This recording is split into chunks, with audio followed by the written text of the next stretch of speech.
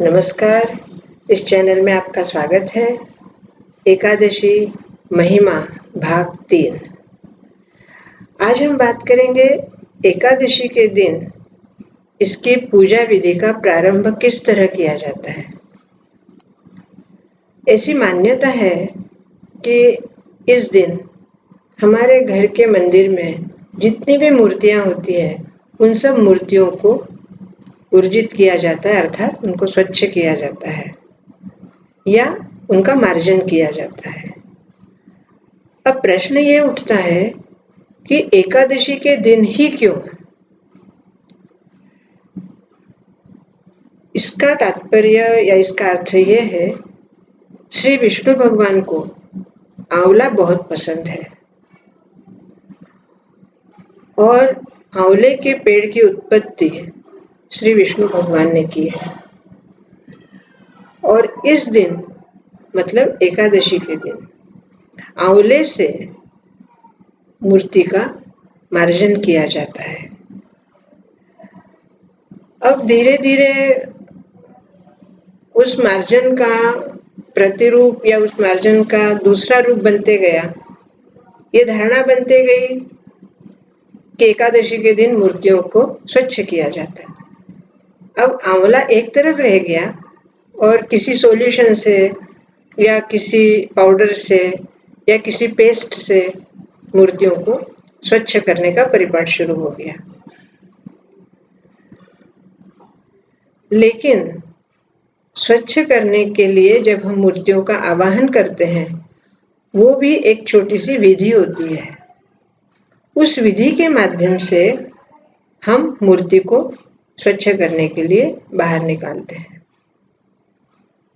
तो जब हम मूर्ति का आवाहन करते हैं तो हमारी भावना और हमारी आस्था ये रहती है कि उस मूर्ति को जब हमने पहले स्थापित किया था तो प्राण प्रतिष्ठा करके मूर्ति को स्थापित किया था, अर्थात उस मूर्ति में चैतन्य है। अब उसी चैतन्य को, उस मूर्ति स्वरूप को जब हम स्वच्छ करने के लिए बाहर निकालते हैं मंदिर से, तो उस चैतन्य का आवाहन किया जाता है और अक्षत के रूप में वहां पे अक्षत रखी जाती है और प्रभु को प्रार्थना की जाती है कि हे प्रभु, आप चैतन्य रूप में इस मूर्ति में विराजित हैं, लेकिन अभी इस मूर्ति की स्वच्छता के लिए हम आपको इस अक्षत रूपी चैतन्य में आपको स्थापित करते हैं और उस अक्षत को जहां से हम मूर्ति उठाते हैं उस जगह पे वो अक्षत को रखा जाता है। फिर उस मूर्ति को उस पात्र में निकाला जाता है जिसमें उसकी सॉल्यूशन से या पाउडर से किसी भी वस्तु से उसको स्वच्छ किया जाता है। अब चूंकि हमने उस चैतन्य को अक्षत रूप में स्थापित किया है, इसलिए अब वो मूर्ति जो है वो एक धातु की है। सोने की हो, चांदी की हो, पीतल की हो, तांबे की हो या मिट्टी या पत्थर की हो, अब सिर्फ वह एक धातु है और उस धातु की स्वच्छता हम कर रहे हैं। फिर आप आराम से उसकी स्वच्छता कीजिए। बाद में उसको कच्चे दूध से नहलाया जाता है, फिर स्वच्छ जल से, और फिर दोबारा उसको जहां हम मंदिर में अक्षत रखे हुए हैं उसी अक्षत के ऊपर उस मूर्ति को रखा जाता है और आवाहनम करिष्यामि इस तरह कहते हुए अक्षत को मूर्ति के ऊपर डाला जाता है। ये मूर्ति का एक स्वच्छ मार्जन करने का तरीका है। उसके बाद मूर्ति को, अब उस मूर्ति में चैतन्य है, अब वो सिर्फ मूर्ति नहीं, वो हम भगवान हैं और उसकी हम पूजा प्रारंभ करते हैं। उस मूर्ति को जो भगवान के रूप में है, मूर्ति के रूप में भगवान है, उसको हम वापस पात्र में निकालते हैं, पहले जल से, फिर कच्चे दूध से, फिर दोबारा जल से उसको स्नान कराया जाता है और चंदन उसके ऊपर लगाया जाता है, चंदन का लेप लगाया जाता है। चंदन का लेप लगाने के बाद उस पर दोबारा जल से स्नान किया जाता है और वापस स्थापना में रखा जाता है जहाँ उसका स्थान है। फिर अक्षत, वस्त्र, फूल, तुलसी दल ये सब उस पे अर्पित किया जाता है। माखन मिश्री का भोग रखा जाता है।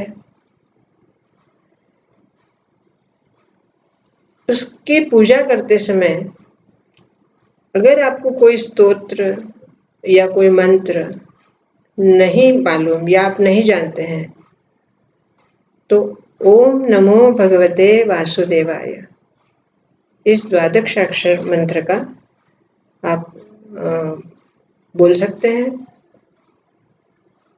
या ओम श्री विष्णवे नमः ये भी बोल सकते हैं। जो भी छोटा मंत्र आपको आता है वो उस मंत्र को बोलते हुए आप पूजा विधि संपन्न कर सकते हैं। साथ में दीप, धूप, जल, भोग ये सब चीजें रखना है। जैसे मैंने कल बताया था, पंच महाभूतों की साक्षी हर पूजा में आवश्यक होती है। ऐसा परिपाठ भी है और अगर इस दिन विष्णु सहस्त्र नाम का पाठ किया जाए तो एकादशी ज्यादा फलीभूत होती है। विष्णु सहस्त्र नाम बोलते समय हर नाम के साथ तुलसी दल चढ़ाया जाता है। एक एक नाम बोलते जाना है और एक एक तुलसी दल चढ़ाते जाते हैं।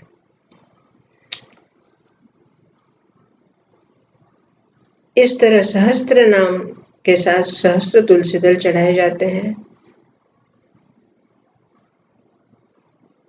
जितना हो सके हम उस स्तोत्र के साथ, उस मूर्ति के साथ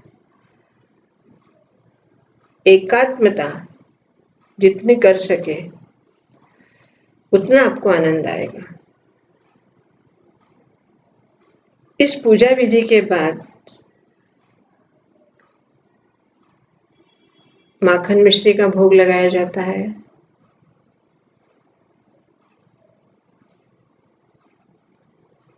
बहुत आनंद आता है। आप इस तरह एक बार पूजा करके देखिए इस विधि से। आप खुद इस बात को महसूस करेंगे कि साक्षात प्रभु हमारी पूजा स्वीकार कर रहे हैं।